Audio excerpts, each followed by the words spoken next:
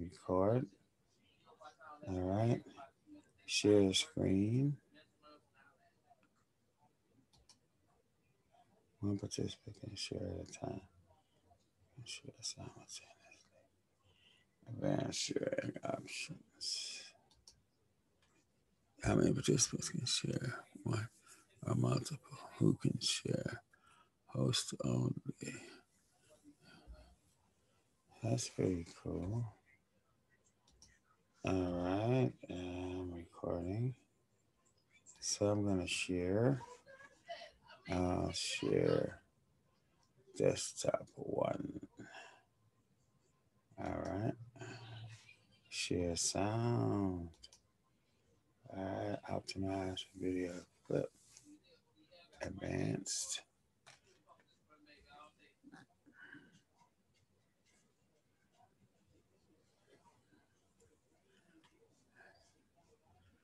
Interesting.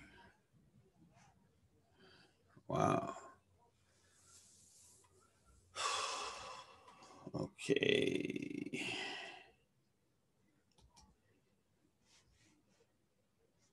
Oh, didn't hit share, did I? Hit share. Share sound.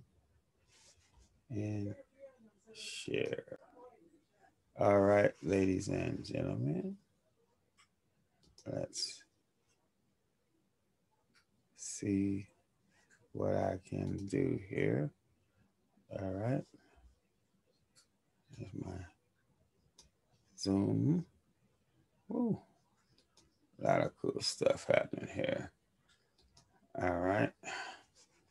Well, basically, I'm sharing my. Oh, wow. That's pretty cool. I can draw on the screen. Holy Moses. Spotlight eraser. Let's try an eraser. So, okay. I got a mouse.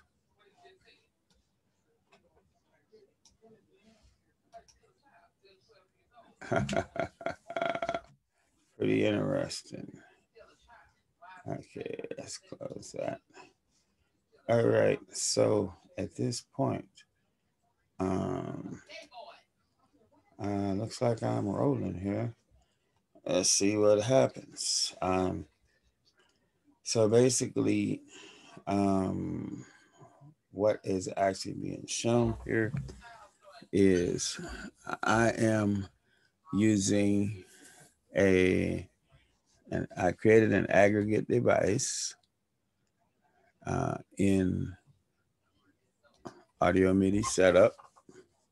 All right, that aggregate device is called Zoom Focus Device. There it is. All right, here you see the H3VR and the Focusrite on Thunderbolt. There are the two devices as sub devices, 4 in, 64 in, 2 out, 64 out. So that shows where I created the aggregate device. Once you do that in the aggregate device, you will find in the device settings, that's where I have set up my aggregate device. The next step was to create one new track. Once you create that track, you go to routing and you tell it that it's 4 tracks. You also make sure the master send is checked.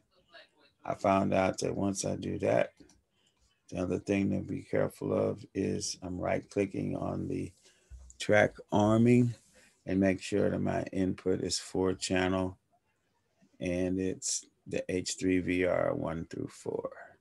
So it was that simple basically to set up the track.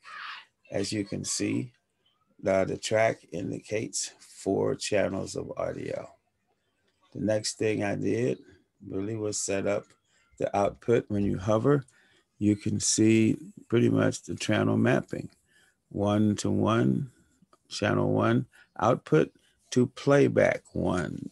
Playback is all of the outputs on the Focusrite that is connected over Thunderbolt.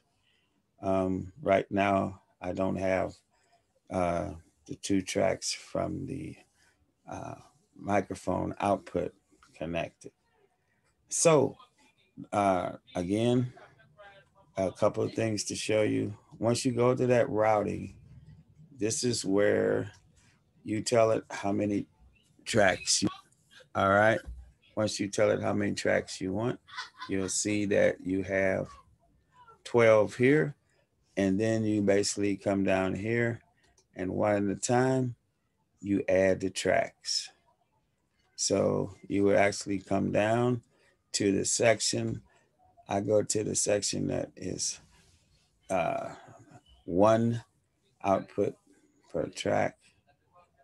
And the first 2 here are the uh, ambisonic mic. All the rest of these are to the Focusrite. And so basically I picked those and here they are, 13 and 14 left and right on the Zoom H3VR output. All the rest of them are matched up, 1 on the output, 1 on the playback, all the way down to 12 on the output, matched to 12 on the playback. So once you do that, then you will see these output tracks and you have levels for each one. And by the way, I have corresponding levels on the red 8 line, and I'll show you that right quickly. I hope I can get this thing to come loose. There we go. Come on, buddy.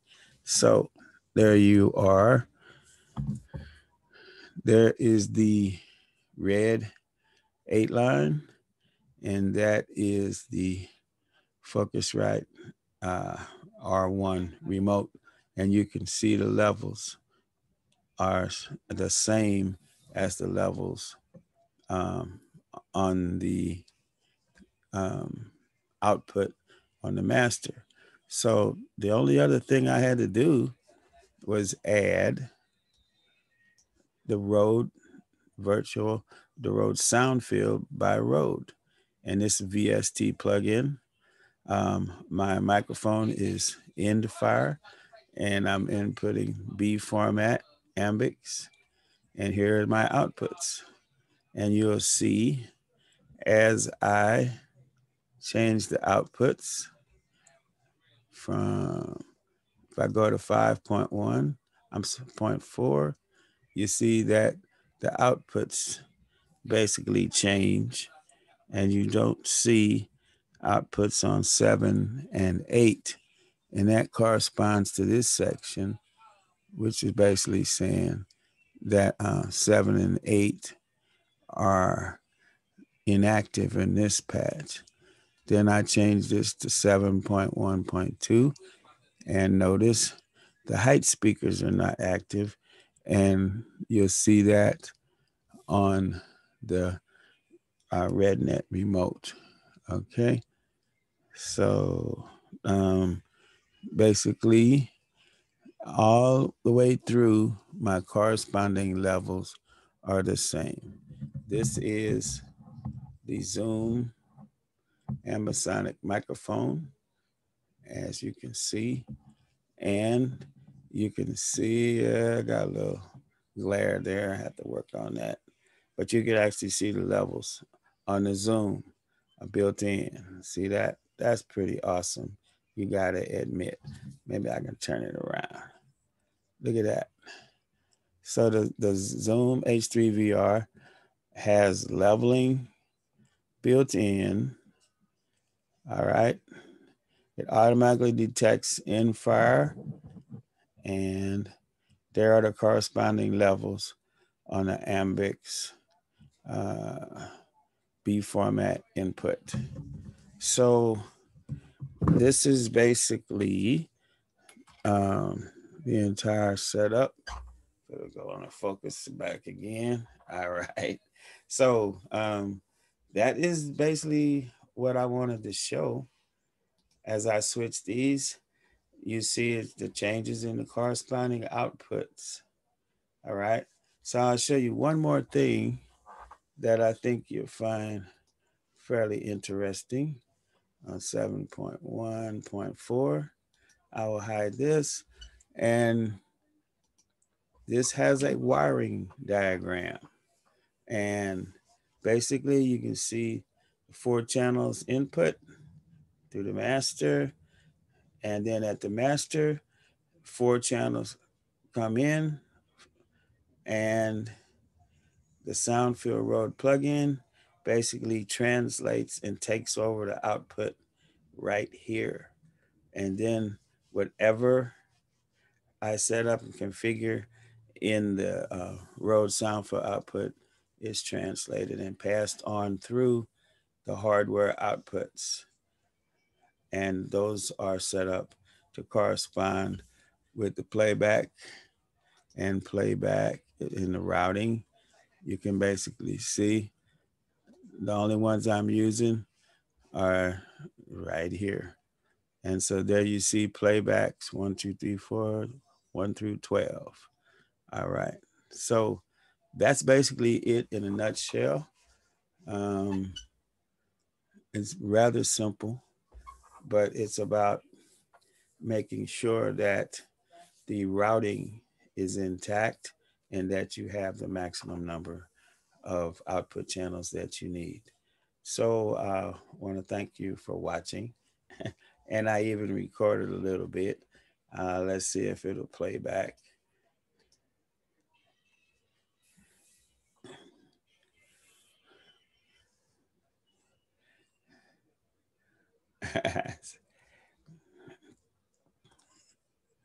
So this is that track recording. It's recorded.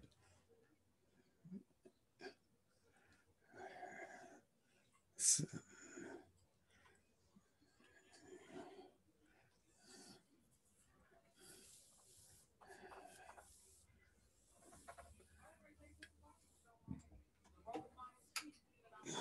there's my guitar.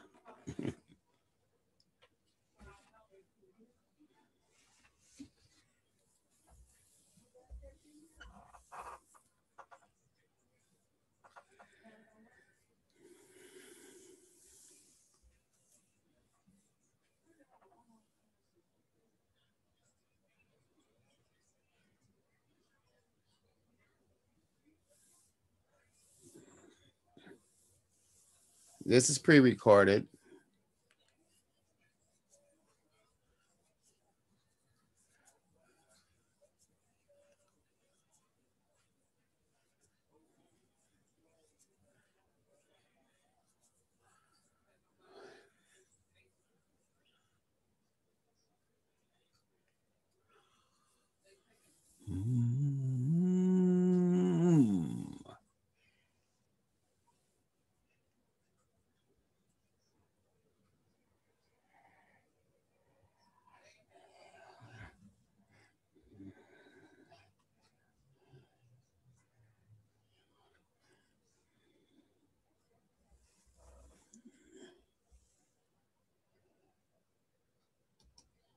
All right, so hopefully this one worked.